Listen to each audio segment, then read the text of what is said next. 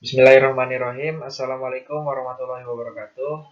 Perkenalkan, saya Raka Arif Sudirjo dengan NPM 10060117090 yang dibimbing oleh Dr. Yayat Karyana, DRS MSI. Di sini saya akan mempresentasikan hasil dari skripsi saya yang berjudul Estimasi Tingkat Kematian dan Harapan Hidup Bayi di Provinsi Daerah Istimewa Yogyakarta tahun 2015 dengan menggunakan metode Sullivan. Di sini ada 5 pokok bahasan. Yang pertama ada pendahuluan, yang kedua tinjauan pustaka, yang ketiga metode penelitian, yang keempat hasil dan pembahasan, dan yang terakhir kesimpulan dan saran. Pokok bahasan yang pertama itu adalah pendahuluan. Dalam pendahuluan terdapat latar belakang. Statistika merupakan ilmu pengetahuan yang berhubungan dengan cara-cara pengumpulan fakta, pengolahan serta menganalisanya, penarikan kesimpulan, penyajian dan publikasi dari data yang berbentuk angka. Dalam ilmu statistika juga terdapat banyak cabang, salah satunya adalah statistika kependudukan atau biasa disebut demografi. Demografi dapat diartikan sebagai studi statistik dan matematik terhadap besaran-besaran komposisi, sebaran, serta perubahan yang terjadi dalam waktu ke waktu pada populasi manusia yang terdiri atas beberapa unsur yang terkandung, yaitu fertilitas, mortalitas, migrasi, perkawinan, dan mobilitas. Dalam penelitian ini, fokus unsur yang akan diambil dalam demografi yaitu fertilitas dan mortalitas. Data yang akan dipakai dalam penelitian ini berupa data fertilitas, yaitu data anak lahir hidup dan anak masih hidup. Setelah diolah untuk mengestimasi mortalitas. Ada dua perolehan data, yaitu yang pertama adalah estimasi tingkat kematian bayi atau infant mortality rate, dan yang kedua adalah angka harapan hidup bayi. Di Indonesia, angka harapan hidup saat lahir dari tahun 2010, nilai harapan hidup rakyat Indonesia sebesar 69,81 tahun. Setelah dilakukan pengembangan dan penanganan dalam berbagai sektor, angka harapan hidup saat lahir di Indonesia meningkat pada tahun 2015, yaitu mencapai 70,78 tahun. Yang artinya setiap penduduk dari lahir akan diharapkan untuk hidup selama 70 sampai 71 tahun.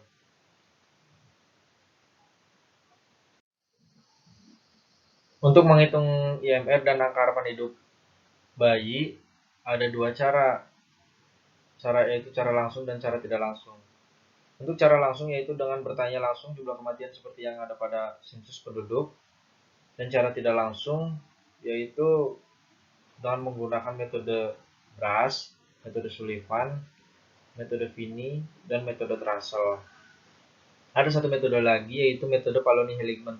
Tetapi metode Polloni-Heligman ini tidak cocok digunakan di Indonesia karena Indonesia merupakan negara yang berkembang yang menggunakan tabel Cohen-Mansfield. Sedangkan metode Polloni-Heligman ini tidak menggunakan tabel Cohen-Mansfield. Dalam fokus penelitian ini yang digunakan adalah metode Sullivan. Apa sih metode Sullivan? Metode Sullivan merupakan pengembangan dari metode BRAS, di mana metode Sullivan ini lebih simpel dan efektif untuk digunakan dibanding metode BRAS. Dalam perhitungan metode Sullivan, yaitu menggunakan model regresi, memakai distribusi fertilitas empiris, dan menggunakan tabel kematian Cohen-Mansfield. Untuk asumsinya yaitu tidak ada perubahan pada pola fertilitas dan tidak ada perubahan pada pola mortalitas. Ini cocok digunakan untuk metode ini cocok digunakan untuk negara berkembang seperti Indonesia.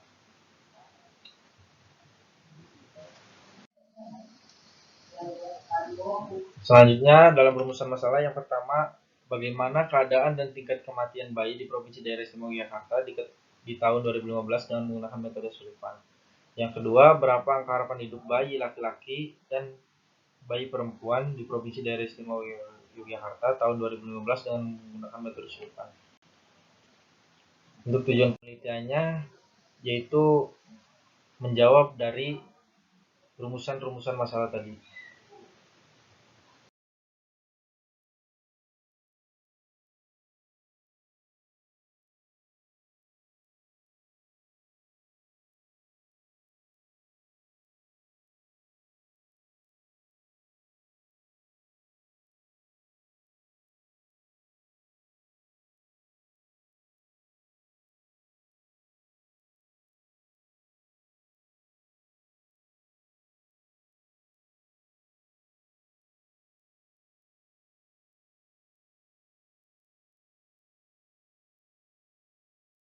Selanjutnya ada infant mortality rate atau angka kematian bayi.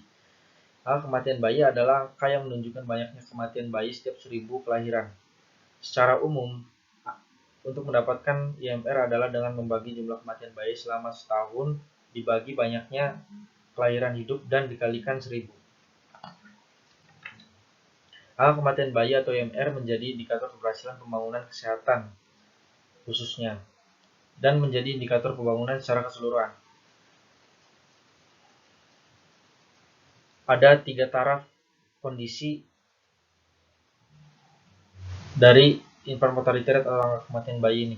Yang pertama ada taraf soft rock untuk IMR lebih dari 70, yang kedua intermediate rock untuk IMR di antara 30 sampai 70, dan yang ketiga ada hard rock untuk IMR kurang dari 30.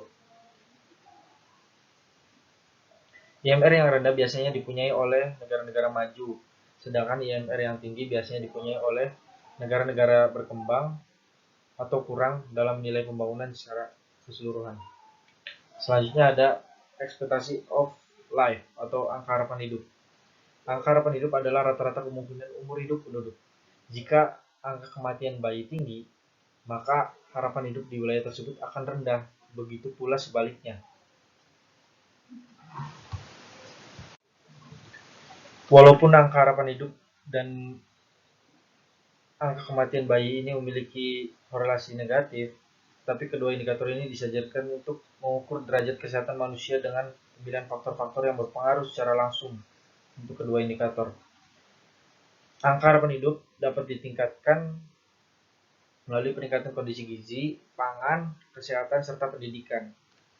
Angka harapan hidup dapat dicari dengan life table, di mana life table ini dapat menunjukkan sejarah kehidupan atau suatu kohor yang secara perlahan berkurang jumlahnya karena kematian. Kohor adalah sekelompok penduduk yang dalam perjalanan hidupnya dipengaruhi oleh faktor yang sama. Dalam menentukan harapan hidup, banyak variabel-variabel yang mempengaruhi terutama pada usia harapan hidup di waktu lahir, yang juga sangat dipengaruhi oleh mortalitas bayi dan mortalitas awal masa kanak-kanak. Berikut merupakan contoh tabel Colen-Domeny pola mortalitas West dengan terdiri dari 25 level dan terbagi atas laki-laki dan perempuan. Di sini berdasarkan jumlah penduduk yang masih hidup pada umur ke X tahun. Untuk mencari both sex atau kedua jenis kelamin dapat ditentukan menggunakan sex ratio, yaitu sex ratio kelahiran, yaitu senilai 105, yang artinya dalam wilayah tersebut terdapat 105 laki-laki dan 100 perempuan. Selanjutnya yaitu ada metode Sullivan. Metode ini tidak kalah populer dengan Brush maupun Trussell. Metode Sullivan merupakan pengembangan dari metode Brush, di mana metode Sullivan lebih efektif jika digunakan dibanding metode Brush. Sullivan pada tahun 1972 juga mengembangkan metode untuk menggabungkan angka mortalitas dan morbilitas menjadi satu ringkasan ukuran status kesehatan populasi. Lebih dari 30 tahun setelah publikasi, metode Sullivan tetap menjadi metode yang paling banyak digunakan di antara peneliti terapan dan pejabat pemerintah untuk memperkirakan perkiraan yang kuat tentang harapan hidup. Ada dua variabel bebas persamaan regresi yang dikembangkan oleh Sullivan pada tahun 1972.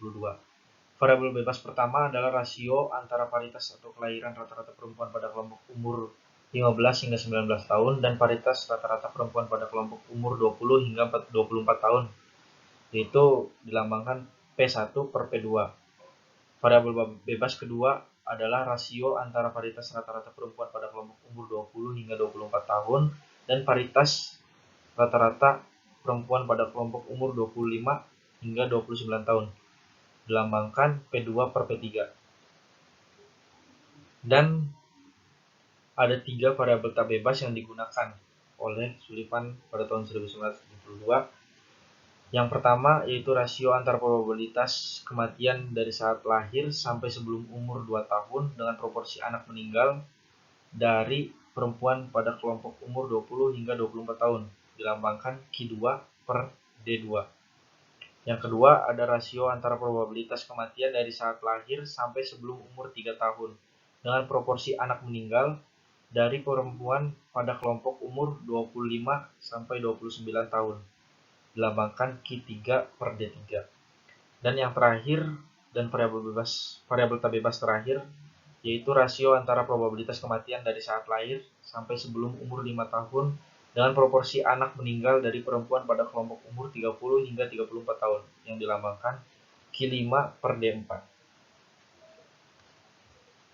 Dan variabel tidak bebas dikembangkan persamaan regresi untuk keempat pola mortalitas tabel kematian Cohen-Demenny, yaitu West, North, East, dan South. Jadi terdapat 24 persamaan regresi yang dikembangkan oleh Sullivan. Lalu Sullivan mengevaluasi koefisien korelasi antara variabel-variabel tak bebas dan variabel bebas persamaan regresi terhadap 650 observasi. Berikut merupakan tabel koefisien korelasinya. Di sini menunjukkan bahwa secara umum koefisien korelasi antara variabel-variabel bebas P2 per P3 itu lebih besar daripada koefisien korelasi antara variabel-variabel bebas P1 per P2. Jadi, Sullivan memilih persamaan-persamaan regresi antara Q2 per D2 dengan P2 per P3, lalu Q3 per D3 dengan P2 per P3, dan terakhir Q5 per D4 dengan P2 per P3. Untuk keempat model tabel kematian Cohen-Demenny tersebut, persamaan-persamaan regresinya yang diajukan Sullivan adalah sebagai berikut dalam bentuk tabel. Berdasarkan persamaan-persamaan regresi pada tabel di atas, dapat dihitung probabilitas anak meninggal dari saat lahir sampai sebelum mencapai umur 2 tahun, 3 tahun, dan 5 tahun berturut-turut, yaitu Q2, Q3, dan Q5. Untuk negara berkembang yang digunakan adalah pola mortalitas West, karena data demografinya cenderung kurang lengkap.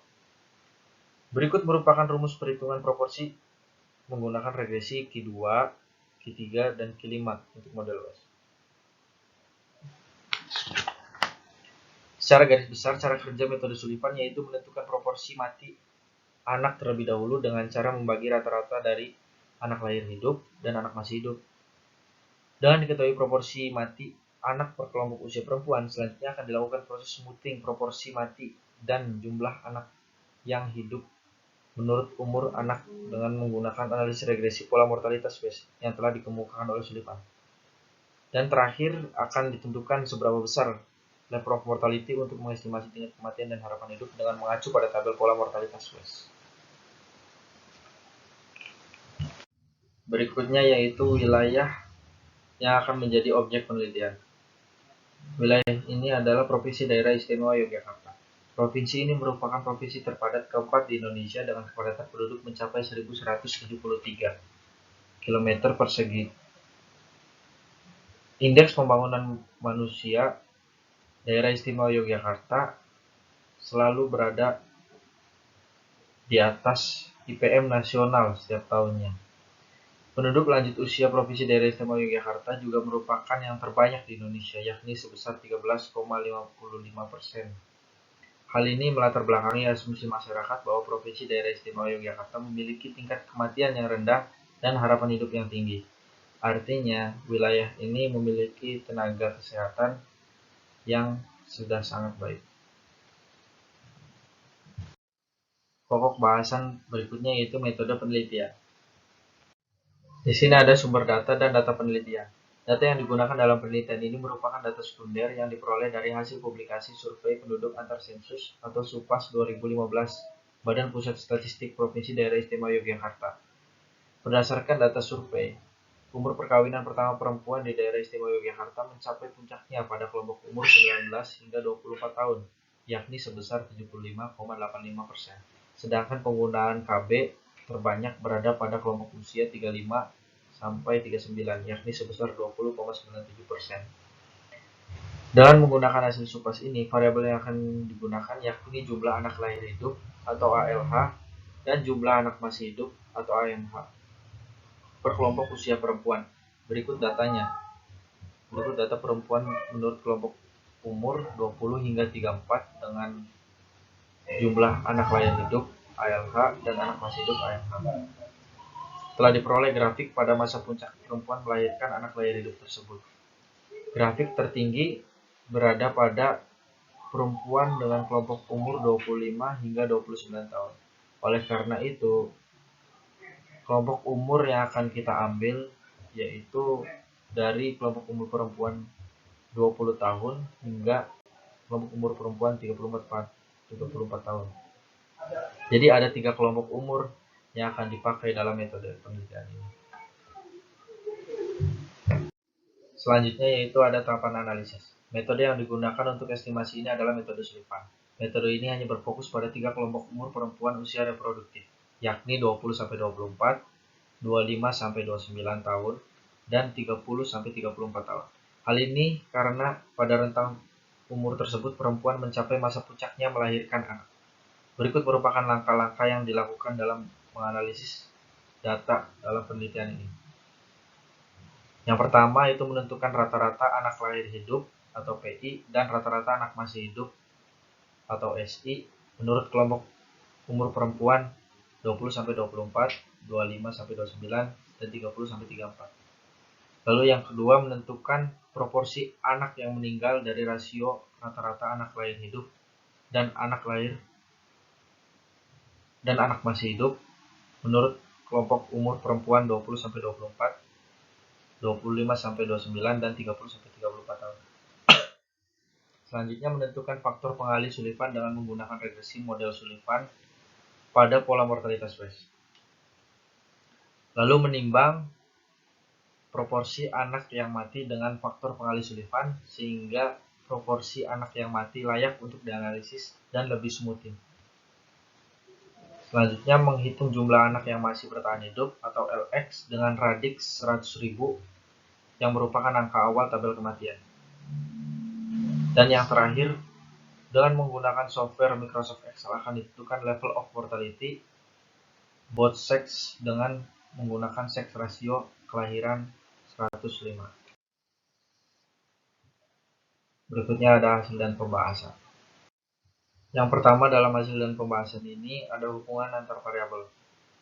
Dalam melakukan metode Sullivan harus diketahui terlebih dahulu jumlah perempuan dengan ketiga kelompok umur tersebut. Setelah melakukan proses wawancara mengenai kelahiran pada setiap perempuan diperoleh hasilnya. Ada yang memiliki dan ada juga yang tidak memiliki anak lahir hidup atau ALH dan anak masih hidup atau AMH. Berikut merupakan tabelnya. Untuk langkah pertama yaitu rata-rata ALH atau PI dan rata-rata AMH atau SI. Untuk menentukan rata-rata ALH atau PI yaitu dengan rumus ALHI per WI. Didapatkan hasil P2-nya yaitu 0,26519, P3-nya 0,86945 dan P4-nya 1,46444.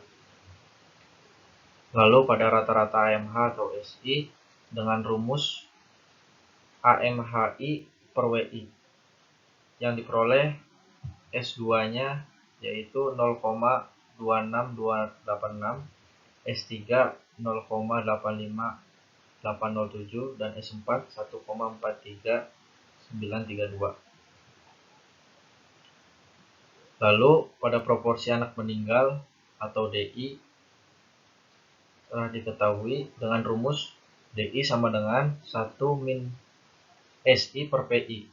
Maka dalam perhitungannya dapat dihasilkan D2 yaitu sebesar 0,00876, D3 0,01309 dan D4 0,01715. Langkah selanjutnya yaitu menentukan faktor pengalih Sullivan atau K. K di sini adalah variabel tak bebas yang ada pada tinjauan pustaka dari sebuah metode Sullivan. Sudah terdapat 3 model regresi yang dikemukakan oleh Sullivan.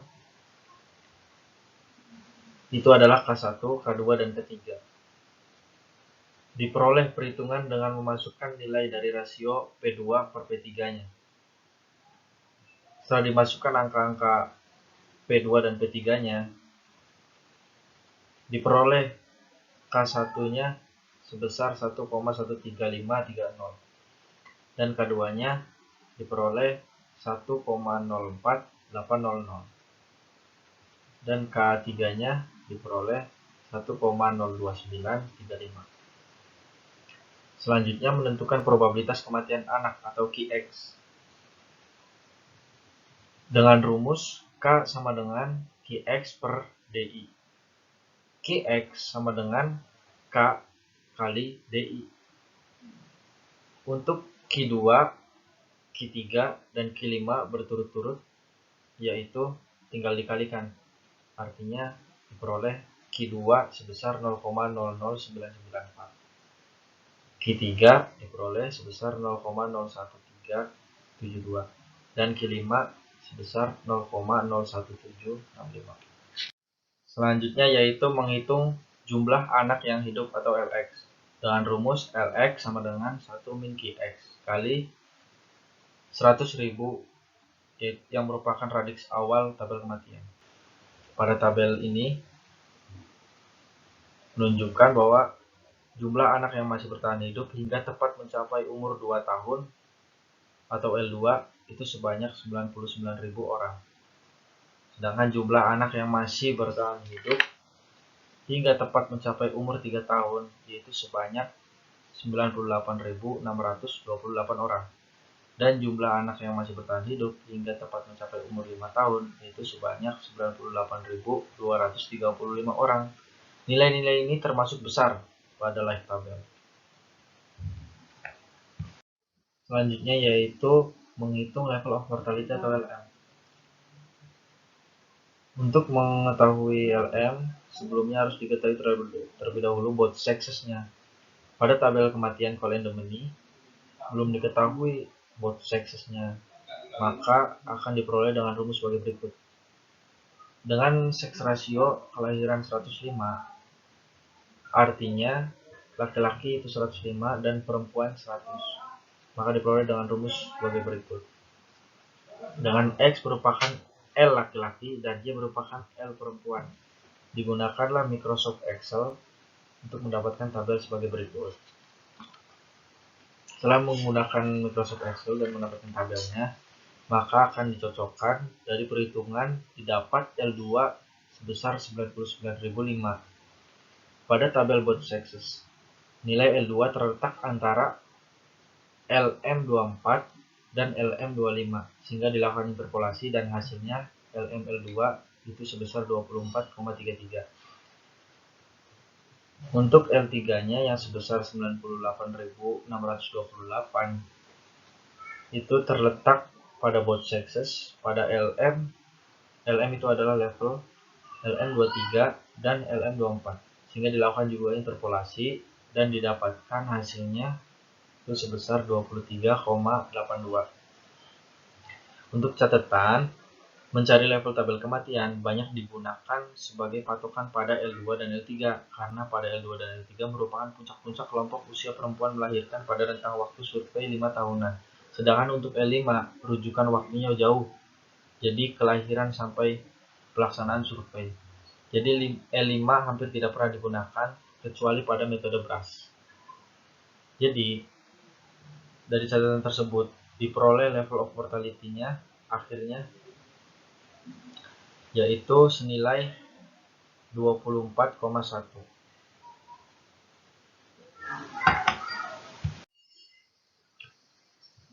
Setelah diketahui LM akhir sama dengan 24,1 pada pola mortalitas West, artinya nilai tersebut terletak antara LM24 dan LM25. Maka dengan mengacu pada tabel Cold-Endemony untuk mencari IMR female-nya dengan menggunakan interpolasi. Setelah dilakukan perhitungan, didapat IMR perempuannya yaitu 8,59 yang jika dibulatkan sama dengan 9. Artinya terdapat 9 kematian bayi perempuan dalam 1000 kelahiran. Untuk IMR laki-lakinya juga dilakukan interpolasi dari LM24 dan LM25. Setelah didapat perhitungannya, hasil dari IMR laki-lakinya yaitu 12,743 jika dibulatkan sama dengan 13. Artinya terdapat 13 kematian bayi laki-laki dalam 1000 kelahiran. Selanjutnya untuk menghitung angka harapan hidup bayi juga sama dengan melakukan interpolasi, tetapi dengan pada kolom angka harapan hidup pada tabel Holland ini didapat angka harapan hidup perempuannya yaitu 77,75, yang artinya harapan hidup bayi perempuan sekitar 77,75 tahun. Dan untuk angka harapan hidup bayi laki-lakinya yaitu 74,1. Jadi harapan hidup bayi laki-laki sekitar 74,1 tahun. Selanjutnya yaitu ada kesimpulan. Yang pertama, angka kematian bayi perempuan yaitu 9 dari 1000 kelahiran, sedangkan angka kematian bayi laki-laki yaitu 13 dari 1000 kelahiran.